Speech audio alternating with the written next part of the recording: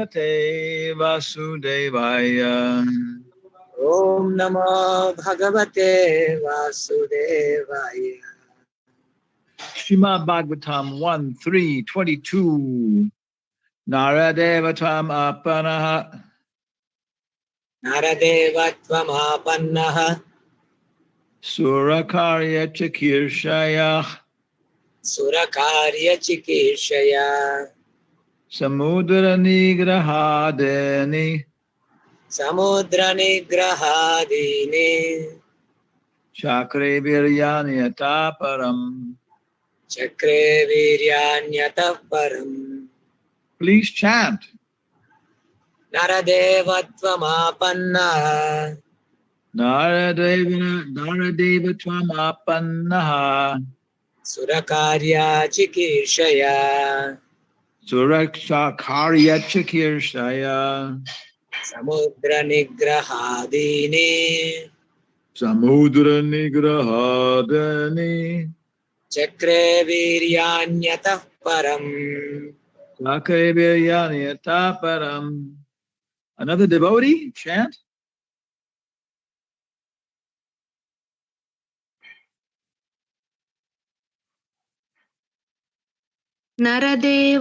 Naradevattvamapannaha Naradevatvamapanaha. Surakarya chikishaya Surakarya chakirshaya. Samudra nigrahadini Samudra nigrahadini. Chakre viryanyatah param. Chakre viryanyata param. One more.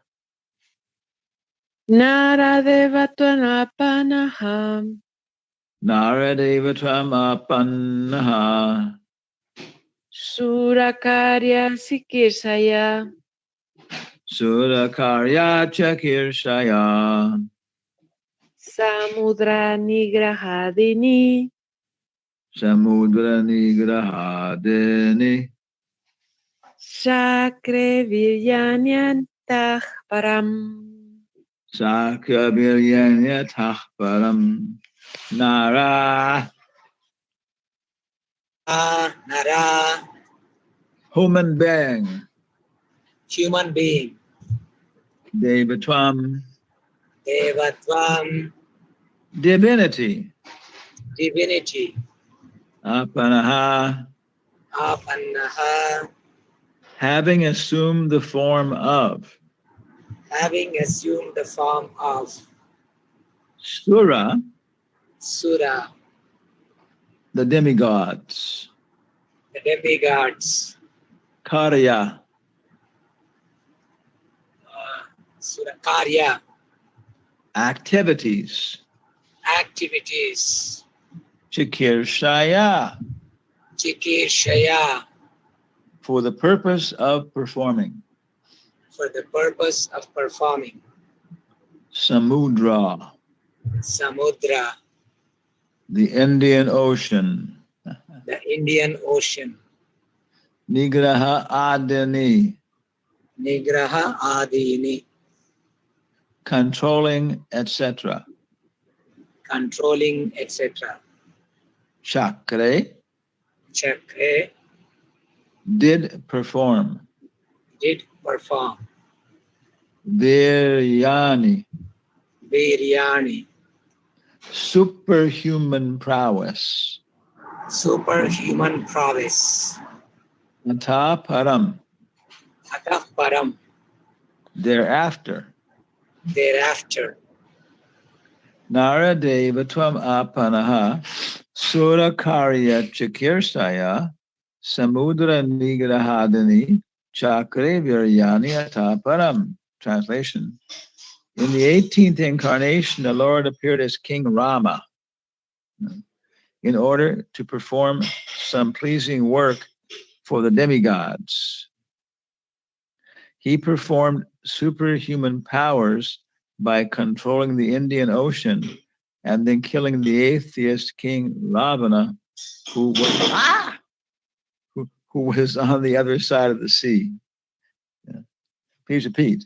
In the 18th incarnation, In the 18th incarnation, the Lord appeared as King Rama the Lord appeared as King Rama in order to perform some pleasing work in order to perform some pleasing work for the demigods.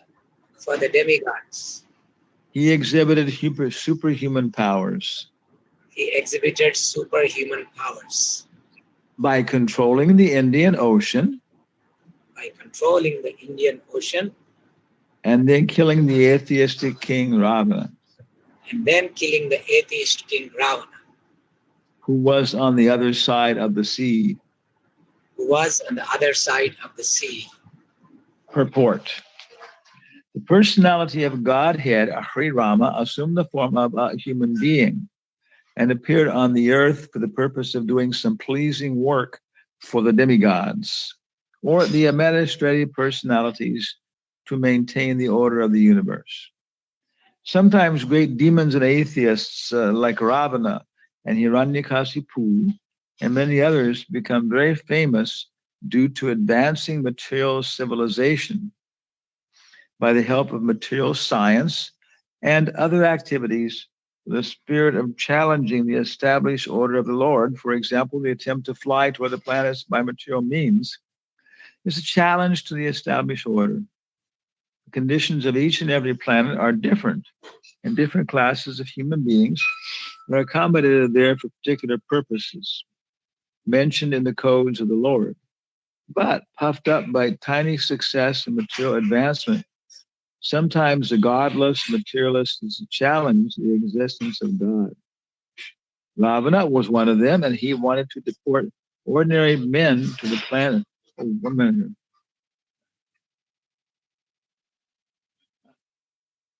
Oh, in the kitchen.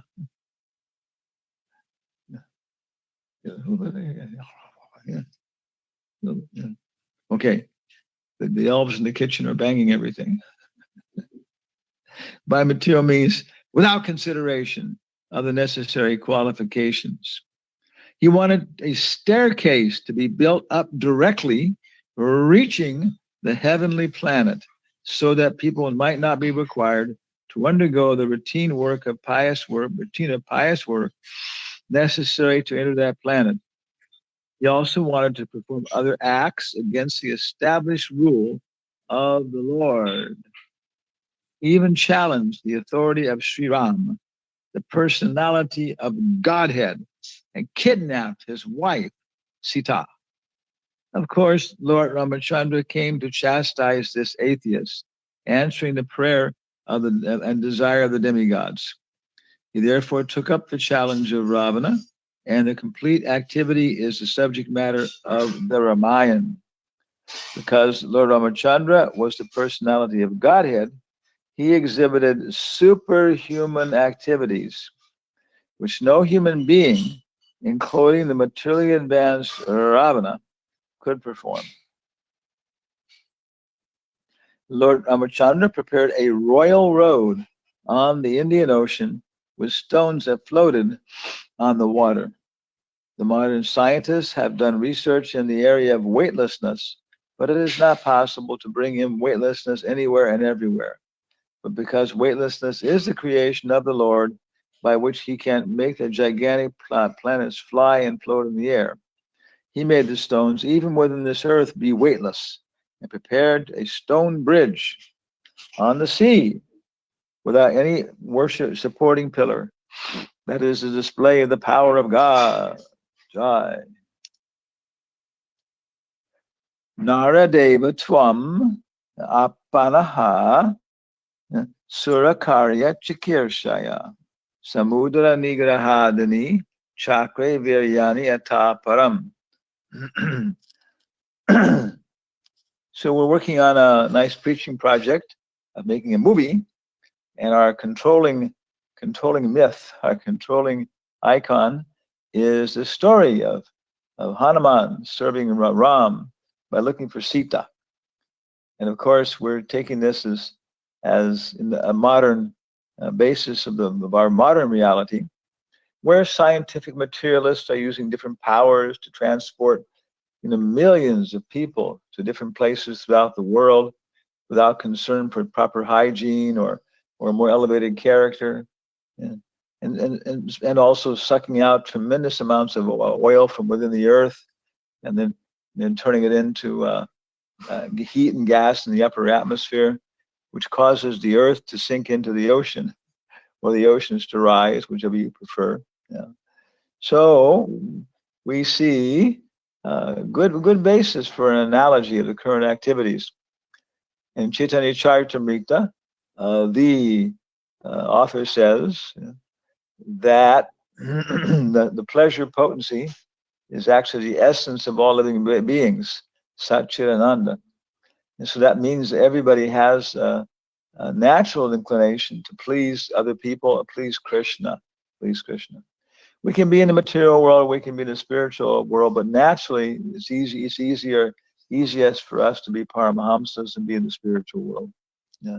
Even if we're in the material world, spiritual consciousness.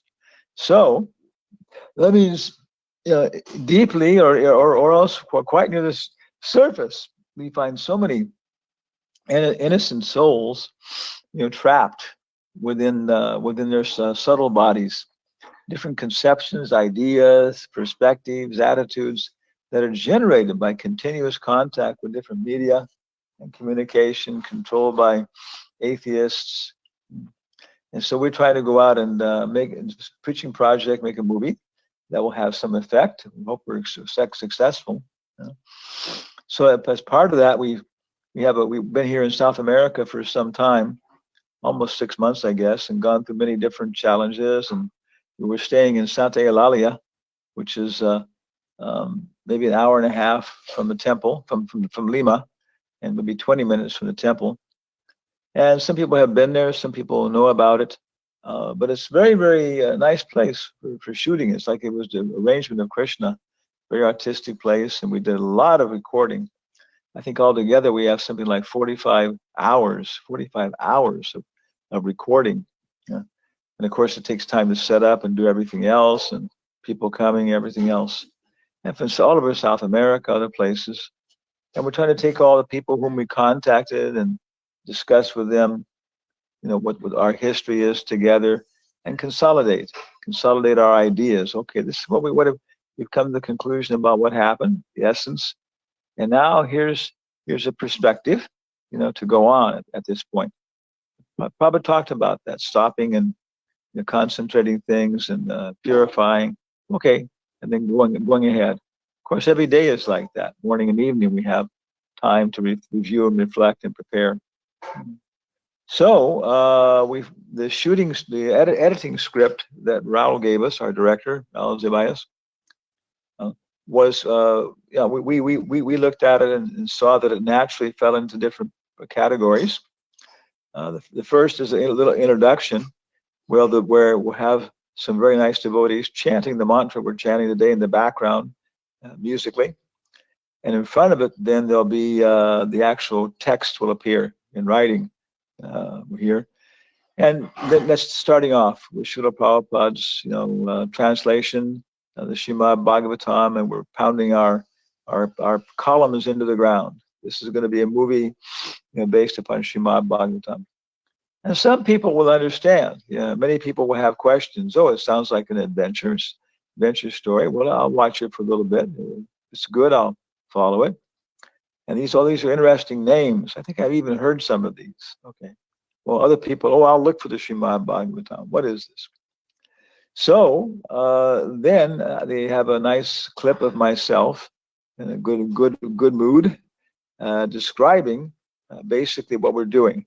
That this is a diary of a traveling creature, and it describes how we met the traveling creatures. And in the background, our little sketch of Tom Brown will show up, and the motive of the Ramayan. So we're introducing a little bit more. The idea is, if things go on, we'll give more and more of the mythical perspective. Externally, the thing will go on, but what we really want to communicate is that's just external. And behind all these externals, there's always some kind of myth, some kind of Baba perspective, attitude that we have, and it's based upon personal stories, archetypal stories. For Americans, it might be James Bond or things like that.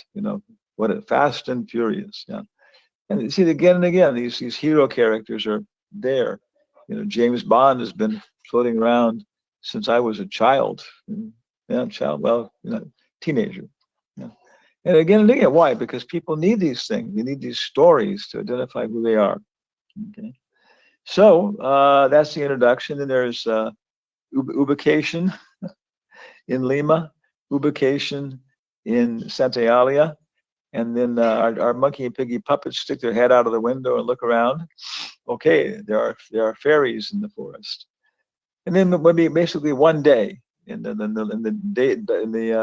day of a traveling creature, and so they shot Mongol Arctic and those kind of things. Class.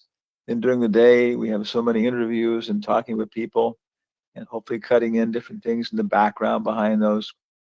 And finishing off with Gora Arctic and Tulsi Puja. And then Monkey and Piggy hopefully commenting, oh yeah. And then of course there are many other things happened. And looking through the pages of our diary, interview with Srup Damodar Maharaj. Describing our history with Srup Damodar Maharaj and the lessons we learned from his association. Management in the religious sector. There's quite a few we shot in other interviews and stuff.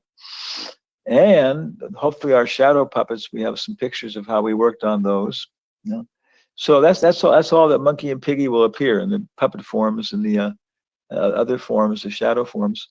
And so we're planning to bring the puppets, rod puppets, very nice. We're trying to build a nice box to protect them back to the United States. Yeah. And then we can maybe start working on them and doing some real good recording there. Yeah. In South America, we're discovering our consolidation is that it's been very easy to meet a lot of very important people, nice people, a very cultured, personal, sentimental atmosphere. But in North America, it's less sentimental, or at least the sentiment is more intellectual and driven by scientific, mechanistic perspectives and getting results and those kind of things. But as a result, we have big temples and so many things. So then the last part of the movie, after flipping through the pages, looking at the other possibilities, is leaving Santa Eulalia. We'll go visit the temple on the way to Lima, and the Vyasa Puja program will be in there. Maybe some other festivals and so on. Yeah, and on down to Lima when we arrive here, and maybe a couple of shots of our nice ubication in Punta Negra. And very, very refreshing. It was a lot of hard work, packing, loading, traveling, unloading again, and getting here, adjusting everything. But that's something else too, because we've learned how to travel and do things efficiently. Otherwise, it would be impossible. It's not so nice here, fresh air, the beach, everything else. But I was thinking, yeah, but now if there's a tsunami, 20-foot tsunami could cover us. We're just 2 blocks from the beach, and we could be totally washed with water. Or if there's a little quake and Lima descends 20 feet, okay. So any moment, how's it go? Marcha loka vishanti. Yeah. After finishing off pious activities, they come back to this place where there's danger at every step. Vipad. Yeah. Okay. Yeah, there is. Be conscious of this. Janma mritya jaravyadi dukkha darsana.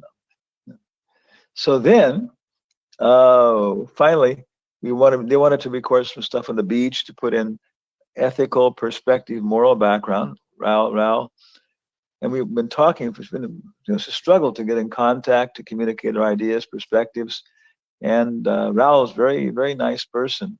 A lot of good questions. The whole crew is nice. So yesterday we spent about 2 hours actually, 2 hours catching up on all the ideas, and we're presenting that a very important part of this myth, this story, this legend, this history of from the bygone ages is the monkeys on the beach. And this is the only chance we'll have to record it. So we want to maybe tomorrow when Pablo comes with the cameras, everything, we'll go out and we have to have our consciousness ready. We have to have a little bit of a scripting. and we'll be on the beach, and then ideas that maybe suddenly the guru will turn, the sannyasi, and face the camera and say, this is just like, the adventure in the Ramayana. And we see so many people here on the beach, and there were so many monkeys, vanaras, great gorillas, there in the party of Hanuman and Angada, traveling to the south, trying to find Sita. And they came to the shore of the great ocean, and seeing its immensity and its power, and so much time had elapsed, and actually they'd gone beyond the time given them to find Sita. So they became filled with anxiety. So let's look at the Ramayana here in the Vedabase.io. Make nice donations to Vedabase.io. And we can go then to, yes, here it is. Okay.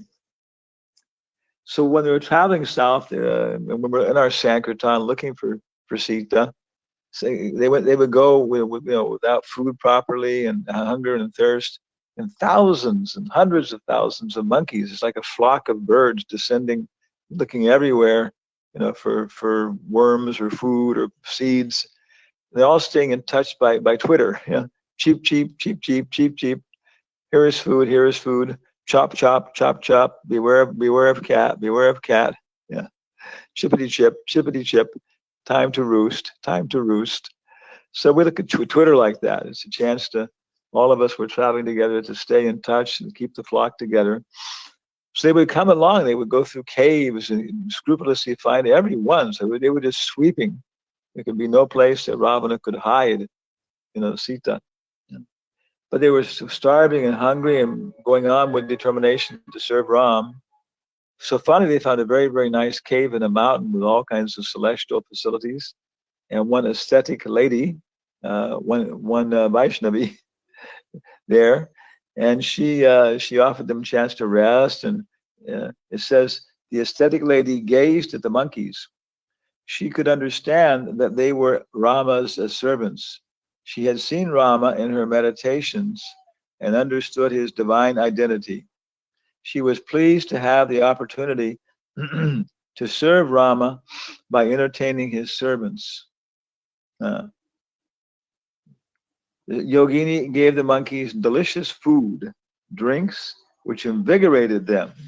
And they ate as they ate, they told her of their mission. When they had finished eating, the hermitess asked them to close their eyes, and she would take them out of the cave. The monkeys complied, and in a moment they mysteriously found themselves again standing at the entrance to the cave. Swayam Prabha told them to continue their search, and then took her leave, disappearing back inside. The monkeys stood outside the cave, amazed but refreshed from their celestial repast. They carried on vigorously searching and soon reached the southern ocean. This is Sankirtan, right? Vigorously searching for innocent people, nice people who can receive this message. And by Lord Nityananda's mercy, even people who aren't even ready, vigorously, communicating the message to them, Lord Gauravani. They carried on vigorously searching and soon reached the southern ocean, realizing that they had looked everywhere in the whole southern region without success. They fell prey to anxiety. It was now more than 6 weeks since they had left. The monkeys were, I guess they left the cave because it was 1 year since they had been traveling from Kishkinda under Sugriva's orders. The monkeys were fearful of Sugriva's anger, and when they returned, they sat together discussing what to do. Angada spoke, "The king will certainly have us all put to death upon our late return, unsuccessful in our mission. Therefore, I suggest that rather than return in shame, we sit here and fast until life leaves our body. How can we go back and face execution in front of our near and dear ones?" Some of the monkeys agreed, and others recommended they continue searching for some time before giving up. One of them suggested they re-enter Swayam Prabha's cave and live out the rest of their days happily. This met with approval from other monkeys, but Hanuman disagreed. I do not approve of this course of action, O Vanaras, he chided. Forgetting our master's cause and actually forming an enmity by abandoning him is not at all a wise move, nor will Ram and Lakshman tolerate it. Those princes will tear Maya's cave asunder in no time. Their arrows fall with the force of Indra's thunderbolts. All of us will be annihilated. Hanuman continued to speak. He's saying we don't actually have to fear Sugriva. He regards all his subjects with love and will certainly not kill Angada, the son of his dear wife Tara. Nor will Sugriva be harsh towards you others. We have all tried our best to find Sita and should now return to Kishkinda, reporting to the king for his further orders. Angada, on the other hand, was still angry at his uncle, Sugriva, killing his father, Bali. Although Bali in the end accepted it, that he committed a mortal sin by taking his younger brother's wife as his own and enjoying her.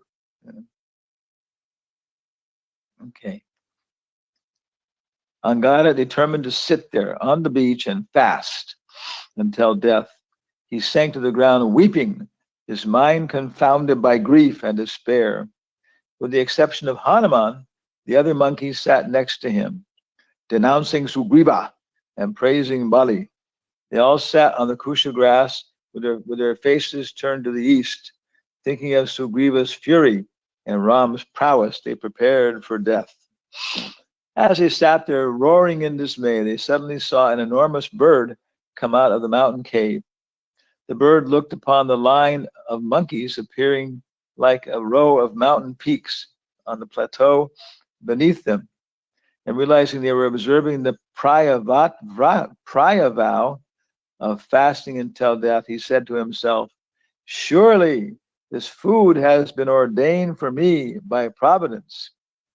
After a long time, I shall eat sumptuously, feasting upon this line of monkeys one by one as they fall dead from starvation."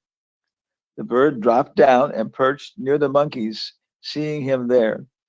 Angada turned to Hanuman and said, "Surely this is Yamaraj, come in person to punish us for failing to serve Ram's purpose. This bird reminds me of Jatayu, about whom we have heard from Sugriva. That glorious bird laid down his life for Rama in a fierce battle with Ravana. We shall now also give up our lives in Rama's service.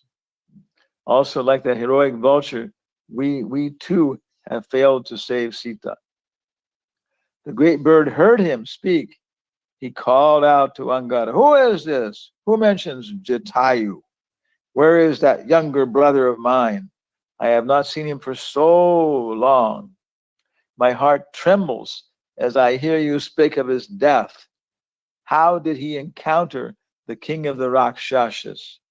If it pleases you, O monkey, pray tell me everything you know." The bird then told them that his name was Sampati. He lived high in the mountains, unable to fly because his wings had been burnt by the sun. He had lost touch with his brother Jatayu for many years. Angada told the bird everything about himself and his companions. He narrated the story of how Jatayu had died protecting Sita. Now they were searching for the princess and had given up hope. Thus they sat there, fearful of Sugriva and Rama and awaiting only death. Sampati cried out in anguish, his eyes filled with tears, and he said to Angada, "Jatayu was dearer to me than life. Now he is killed by the Rakshasa, and I can do nothing to avenge him. O monkeys, I am old and worn out. What then can I do upon hearing this terrible news?" Sampati then explained, a long time ago he had flown with Jatayu to heaven. As we soared upwards, We perceived the earth with her numerous mountains as if she were covered with pebbles. Her rivers looked like so many threads. Great cities appeared like chariot wheels, and forests like grassy plots. Okay. Tears fell from the bird's eyes as he recounted how he had lost his brother. We had wanted to follow the sun as it coursed through the heavens, but when we reached the track of the fiery globe, we became overpowered by its rays. Jatayu had grown weak from heat and exhaustion. I therefore covered him with my wings to protect him. When we fell back to earth, we became separated. I fell on the Vindhya mountain, my wings completely destroyed by the scorching rays of the sun. And God looked at the wingless bird. He must know all the regions of the universe. Surely he knew where Ravana lived. Perhaps there was still hope. The Vanara asked Sampati, can you tell us where lies the abode of that vilest of beings, Ravana? Sampati slumped down in sorrow, but upon hearing on God's question, he lifted his head, opened his wide eyes. Although I am old and useless bird, I can still render some service to Ram, if only with my speech. I do indeed know where Ravana lives. In fact, as I lay upon this mountain some while back, I saw him flying by, holding Sita. The princess was constantly crying out, Ram, oh Ram, Lakshmana, help. The bird told Angada that Ravana dwelt in Lanka, which was situated in the midst of the southern ocean, 800 miles away. It was 3 oceans. I think it was 300 miles. Because it's yojanas. Yojana is 6. Oh yeah, yojana is 800. Oh whatever, 800 miles. I guess conjecturable. It's 100 yojanas. Yeah. Okay. The princess was being held captive by in Ravana's garden, guarded by fierce Rakshasas. Sampati possessed the ability to see Lanka even as he spoke to the monkeys. He said, although my wings are broken, my vision is not impaired. We vultures, it says vultures, but I think maybe better as eagles. We eagles are capable of sighting objects at a great distance. Furthermore, by my intuition, I can understand that one of you will soon see Sita, and then you will be able to return again to Rama's presence. Requested by Sampati, the monkey took the bird to the seashore where he offered water to the departed soul of his brother. He then told them more about himself. When he had first fallen, he met the rishi named Chandramana. And the rishi told him that in the future monkeys would come to this spot looking for Rama.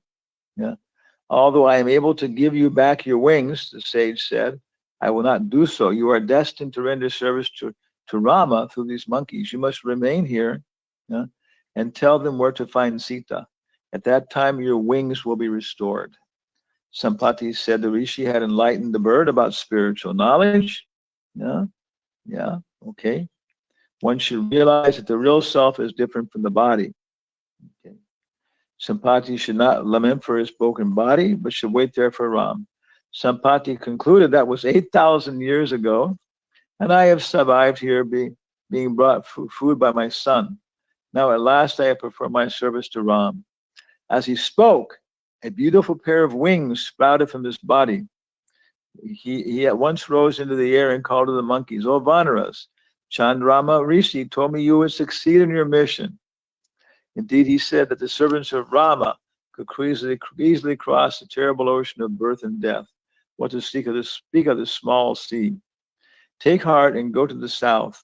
Cross the ocean, and you will find Lanka, where Sita is held. Farewell. Okay. So then after this, there's a story. The story continues. And on the shore, they then begin to figure out, well, who can jump?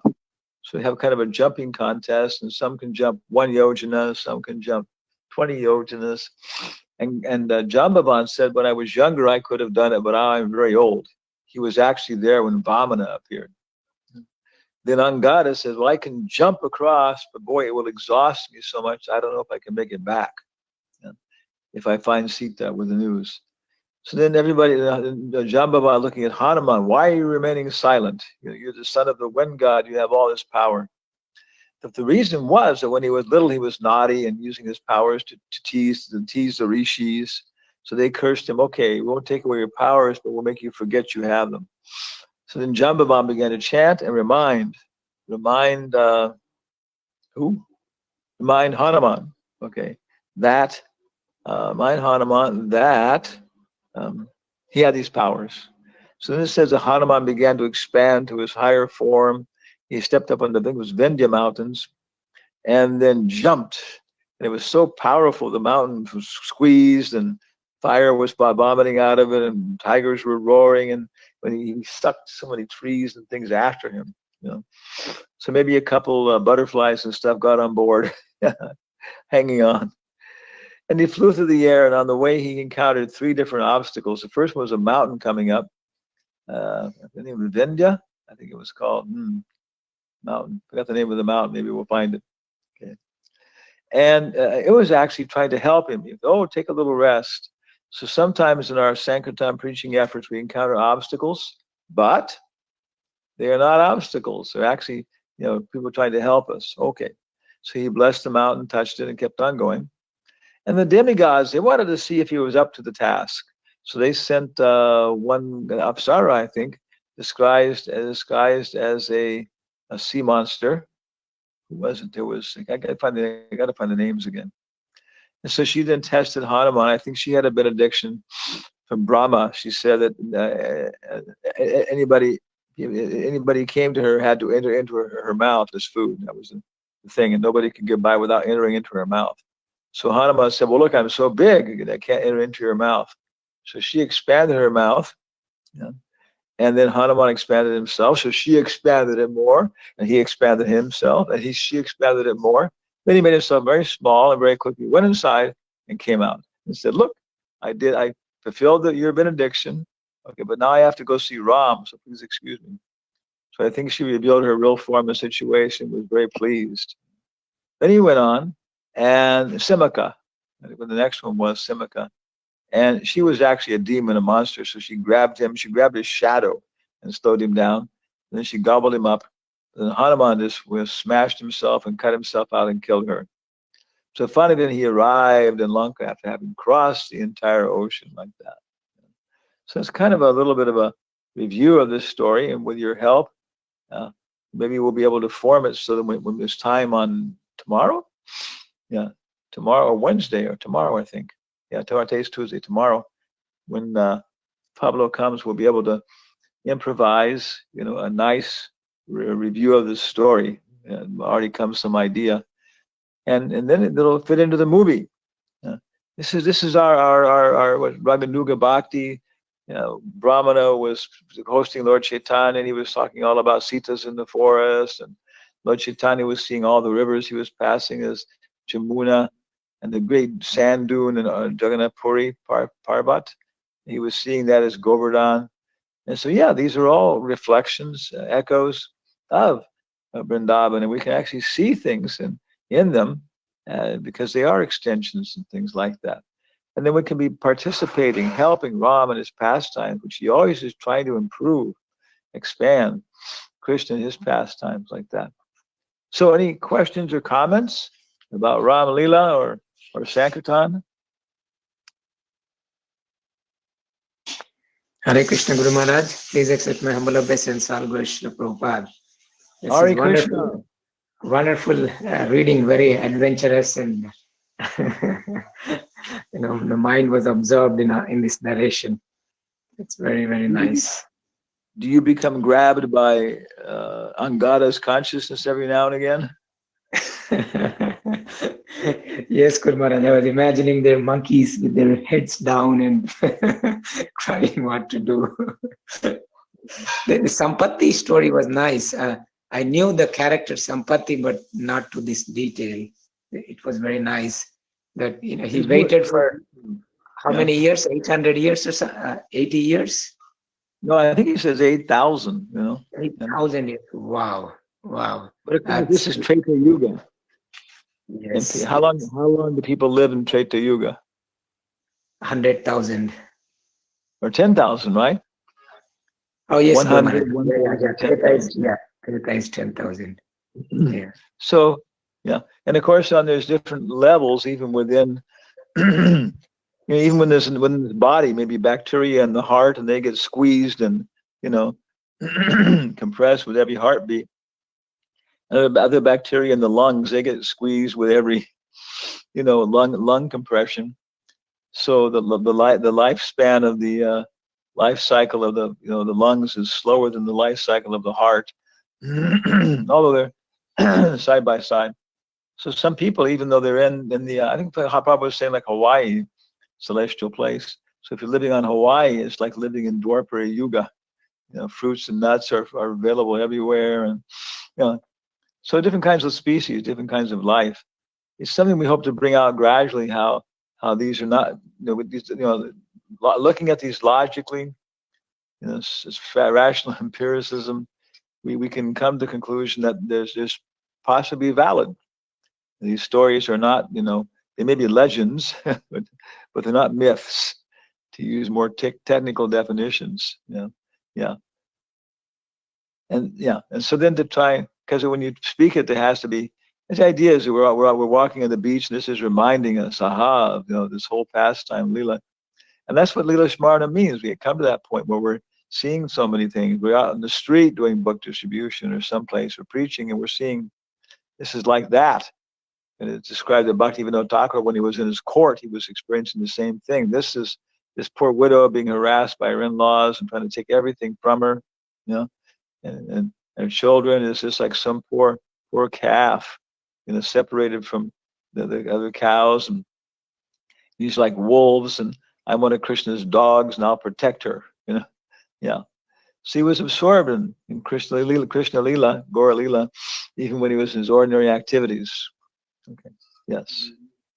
Any other comments or questions? Good Maharaj, is the reason why Lord Ram has appeared, is it to, because in this particular verse at least, he's helping the demigods. So, and Prabhupada is talking about Ravana trying to build a staircase to heavens.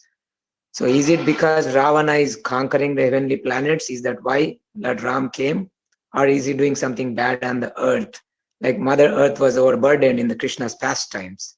So, but here, is it really for heavenly planets protection that Lord Rama has come? If the Russians invade the Ukraine, and then the government, the administration is harassed, well, of course, there's no way the common citizens. Chanakya Pandit says the king, the government protects the Vaishyas and the Shudras, the citizens, the Brahmanas, and the citizens, they enrich the king. He says, but of these two, protection is more important than enrichment, because without protection, you can't even enjoy any wealth you have.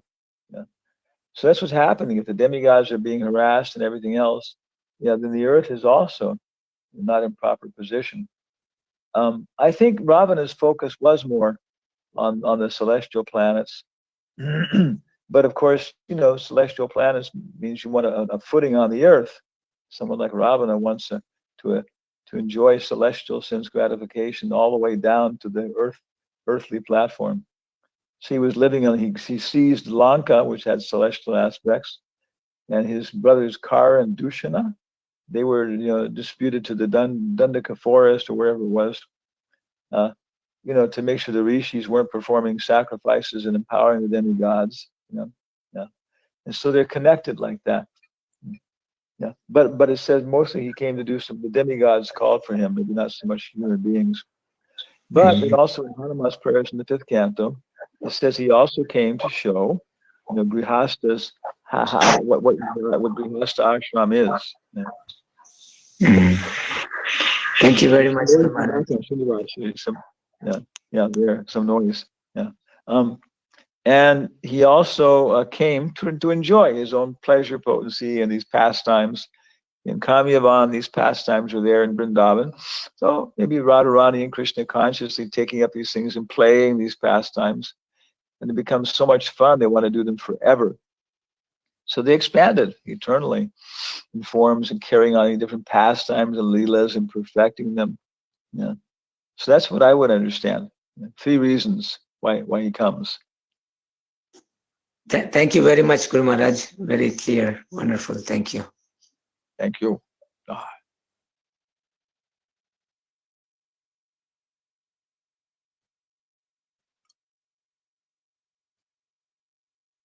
So, no more questions, comments about anything. Anybody has any questions about anything? Yeah. Why is there air? Abhinandan Alankriti, Arjuna Das, Carlos Ro, Damian, Gracias, Dira Shakti Devidasi, Jason Starkey, Chiara Shingadas, okay. Kama Gayatri, Devidasi, Lakshman Agaja, Raman Reti. But we're already, our trip to North America is already becoming a lot, to the United States actually, a lot more clear, the dates and everything. And today maybe we'll try and get a hold of Alahiante and that they can tell us when their flights open up to Boise from Nashville. And but tentatively we're already thinking May 15th to June 15th. And that's Radhika Raman, that's okay with him. Yeah. And we've already sent the beads off for one devotee down here to be initiated on Gaur Purnima. And I think the initiations in Houston will be, we have the date, I think it's we go to College Station on Friday. The next Sunday after that.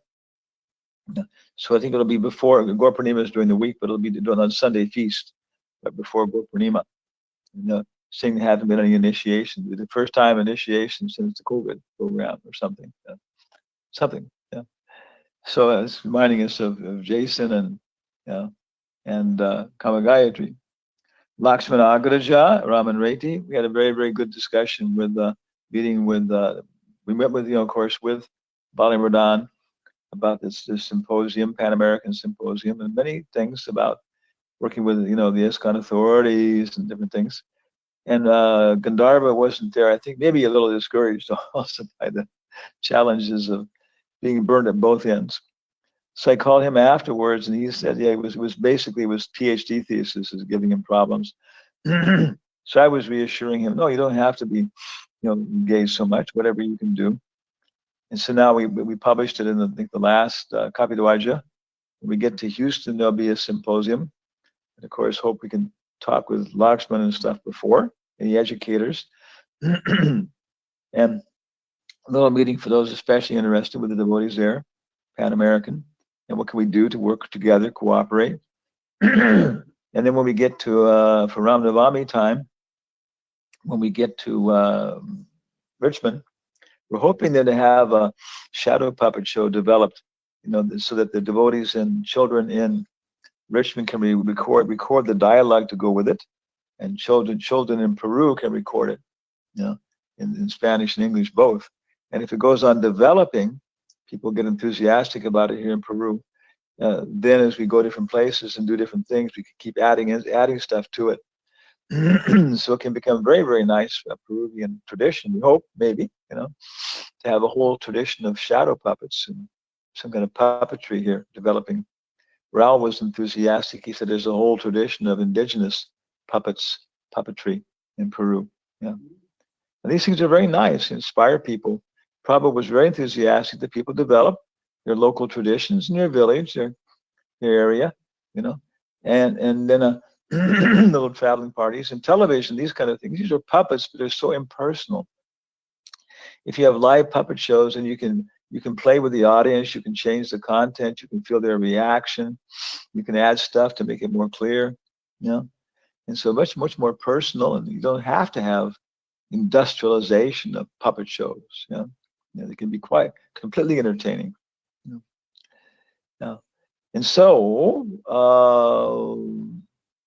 Ramayan, and so when we're there in what do you call it, April 9th is Ram Navami, celebrating a festival in Peru and Richmond, Virginia. Yeah. Then we can also have a bigger symposium. We can plan it out in Texas on education with ISKCON and Balimardan. And then when we go back to Nashville and go to Boise, then maybe again another one there, extensive. But we can have several nice programs with people talking about topics and stimulating people to have their own groups meeting in terms of their own interests, and maybe getting a periodical going, getting a regular Pan-American periodical on education going, like that every 3 months, and then people communicating. We met, we did this, we're offering that. All these resources are being translated.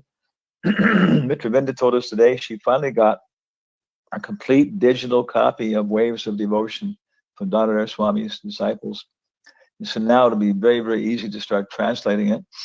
And Abhiram is suggesting, seeing that there should be somebody who's doing kind of what would be called a continuity editor, who's creating a continuity to it so it doesn't look like a camel. A camel was a horse designed by a committee. Yeah. So somebody, maybe Jayanta, somebody can see that, okay, the translations are using the kind of same format, same language.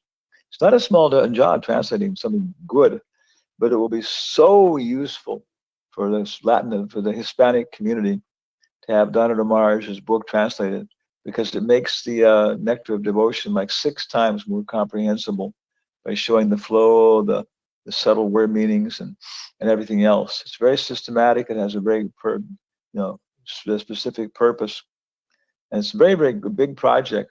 And I don't know if we did it or not, but if we did, and there's something else, we should consolidate our class on a Nectar of Devotion. We did for so many years in Radhadesh. Consolidate all that so people can take advantage of it, because it's been so helpful for us.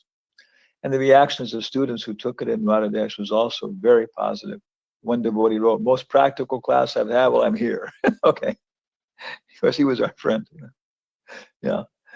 So a lot of work to do just to consolidate everything and put it in a useful format. We've already done it though with Jagat Guru.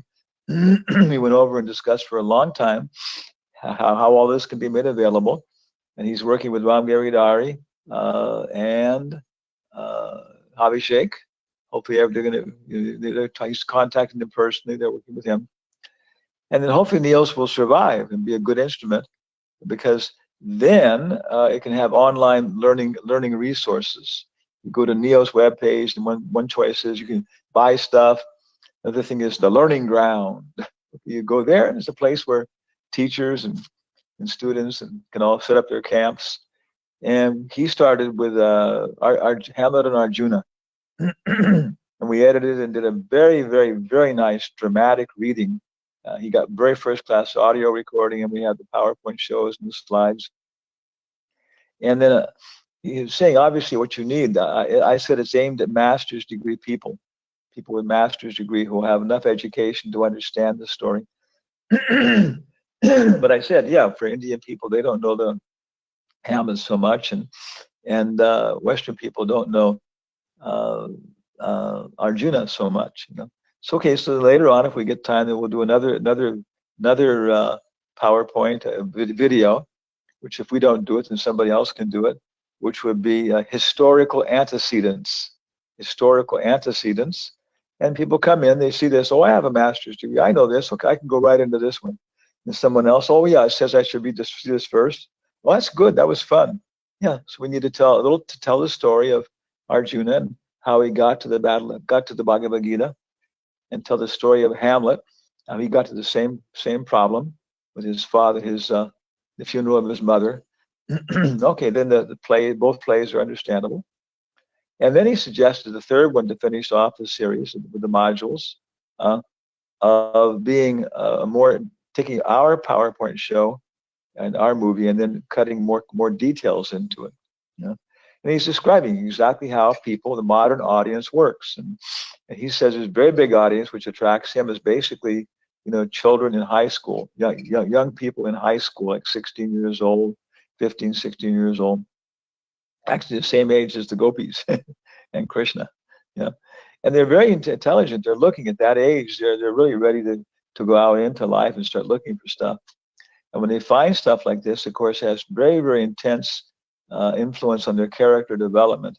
That's there are things in life worth fighting for, and there is divine control in my life, and I can see that, and it's okay. And so I should accept things and be brave and honest and deal with life in terms of the things that have been given to me. So Jada Nishringa, Kama Gayatri, Lakshman, Lalita Gopi, Devi Dasi will be your next door neighbors in Houston. Mitravinda Devi Dasi, thank you. Nama Chintamani Devi Dasi will also be your neighbors in the U.S. Patrak Das, he started his school year.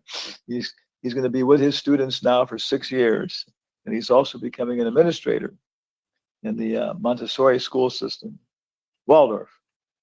Ramakrishnananda, we're on our way to Richmond. Ramalila Devi Dasi, thank you we saw Ramananda at the festival. Rati Manjari, okay, hope that Kunja Bihari and Adi Yagna are going to return with all the news. We're really having a very serious attempt now, a very good attempt to try and contact Bernardo Nantes and get him on board. So if he gets on board our boat, with their foundation, there'll be a formal agreement between NEOS and Fundación de Vocación Humano. Maybe we'll start doing very solid programs together.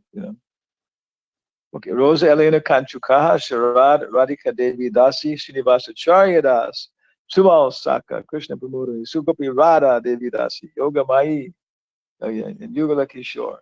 So thank you all very, very much. Now we're going to take prasadam until it comes out of our nose and ears. Hare Krishna. Hare Krishna. Thank you very much. Thank you. Hare Krishna, Guru Maharaj. Thank you very much. Muchas gracias. Hare Krishna. Hare Krishna. Thank you very much. Krishna, Guru Maharaj. Thank you. Thank you.